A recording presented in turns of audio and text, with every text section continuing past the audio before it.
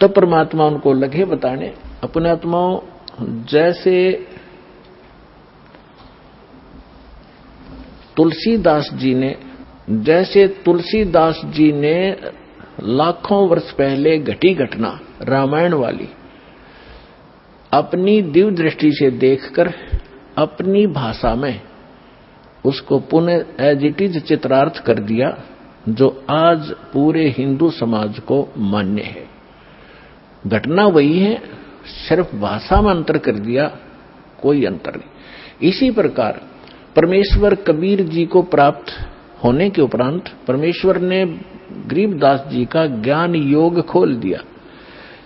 अब ये जो हमारी जो दिव्य दृष्टि है, ये समझो एक दूरबीन है जो दूरदर्शी होती है, सूक्ष्मदर्शी होती है।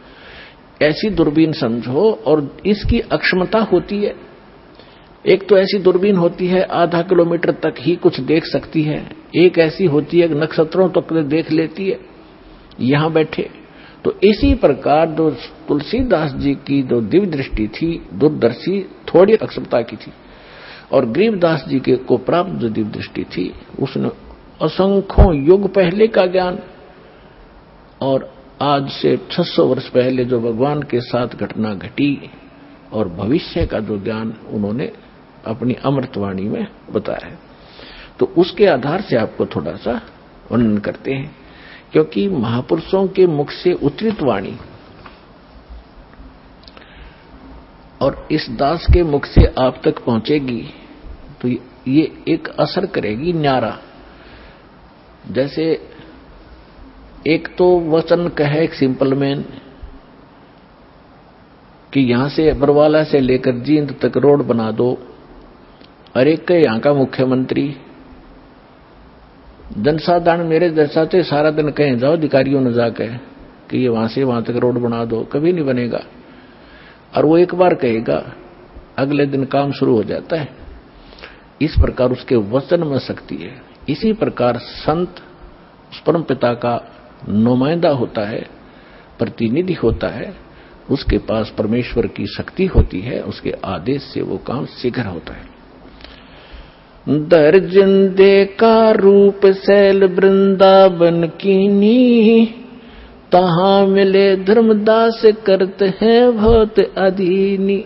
गरीबदास जी अपनी अमृतमयी वाणी में भगवान से प्राप्त उस दिव्य योग से, दिव्य दृष्टि से देखा हुआ एज इट इज बोल रहे और लिखवा रहे हैं। दास उसको सुना रहा है। बहुरंगी वरियाम कामनी कामी सोई, दर सतगुरु का रूप धनी उतरे हैं लोई।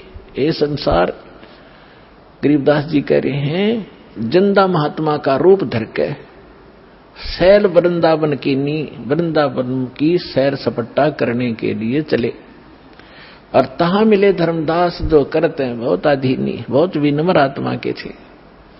बहुरंगी वरियाम कामनी कामी सोई, बहुरंगी ना जाने किस रूप में कहां प्रकट हो जाता है। और दर सतगुरु का रूप धनी उतरे हैं लोई, सतगुरु का रूप बनाकर यानी तत्वदर्शी संत रूप में खुद धनी, खुद मालिक वहां आकर प्रकट हुए थे। बहुरंगी वरियाम कामनी कामी सोई, दर सतगुरु का रूप धनी उतरे हैं लोई। परम उजागर ज्ञान ध्यान बहुरंगी बाना, तहां मिले धर्मदास आचार विचार दीवाना। परम उजागर ज्ञान, बहुत ही ओजस्वी वाणी परमात्मा की, तत्व ज्ञान, और वहां मिले धर्मदास जो इस कर्म कांड नकली साधना का दीवाना हो रहा था, हटना नहीं चाहता था। परमात्मा ने पूछा, है उन आत्माओं, पता नहीं आपका यह बालकपन कब खत्म होगा, या काल की भांग तुमने झूठे सुख की पी रखी है कब उतरेगी। आप यहां एक कहर भोग रहे हो, चाहे राष्ट्रपति है किसी भी देश का, जीव का जीवन है ये। आज प्रधानमंत्री है, कल मृत्यु हो गया, गधा बन गया, तो खाक सुख है ये। झूठे सुख को सुख कह ये मान रहा मनमोद, ये सकल चबी ना काल का, कुछ मुख में कुछ कोद। परमात्मा इतने खाड़े कर रखे आपके लिए, अपने बच्चों को दृढ़ भक्तों को मिलते हैं, उनसे उनको अपना गवाह बनाते हैं, फिर वो भी आपको क्या बता रहे। तो क्या कहते हैं, हाथ जोड़कर भगवान बैठे एक 2 कौड़ी मारे जैसे नीच के सामने। थोड़ा सा धन पा के फूल गया, फिर भी आत्मा में जगह है, वो डलेड हो रहा है, शास्त्र में साधना कर रहा है, और स्वयं एक वैष्णव संत की वेशभूषा बना रखी थी, तो सबसे उत्तम मान रहा था अपने आप को। तो हाथ जोड़कर कहते हैं, कौन तुम्हारी जात, परमात्मा पूछते हैं उससे धर्मदास जी से, कौन तुम्हारी जात कहां से आए स्वामी। हे मालिक, स्वामी जी भगवान कह रहे हैं, आप कहां से आए हो, आपकी क्या जाति है। कौन तुम्हारी जाति कहां से आए स्वामी, पूछे पुरुष कबीर धनी साहेब नीकामी। पूछे पुरुष कबीर, पुरुष माने परमात्मा, परमात्मा कबीर वो कुल का मालिक, कुल धनी साहेब, निष्काम भाव से निस्वार्थ भाव से परमार्थ के लिए अपने उस आत्मा के अज्ञान को हटाने के लिए ये फार्मूला अडॉप्ट किया। कौन तुम्हारी जात कहां से आए स्वामी, पूछे पुरुष कबीर धनी साहेब नीकामी। अब क्या बताते हैं धर्मदास जी, हम वैष्णव बैरागी धर्म में सदा रहा ही, सुधर न बैठे संग कल्प ऐसी मनमाही।